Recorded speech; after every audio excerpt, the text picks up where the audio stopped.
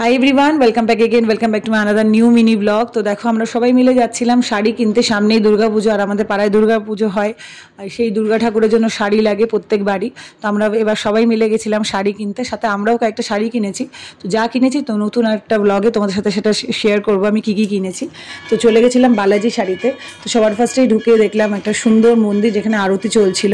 তো আমি ভাবলাম তোমাদের সাথে সেটা শেয়ার করে দিই। এরপরে ভেতরের দিকে গেলাম, শাড়ি যেখানে অ্যাকচুয়াল শাড়ি রয়েছে, প্রচুর শাড়ি দেখে তাক লেগে যাচ্ছিলো। তো একতলায় কিছু শাড়ি দেখে ঠেকে আমি আর মা চলে গেলাম একদম দোতলায় গিয়ে দুর্গা ঠাকুরের জন্য শাড়ি দেখছিলাম, কারণ ঠাকুরকে পরাতে হবে শাড়ি, যে সেই শাড়ি দেখছিলাম মা আর আমি, বিকজ এইবার দুর্গা ঠাকুর আমরা দিচ্ছি আমাদের পাড়ায়।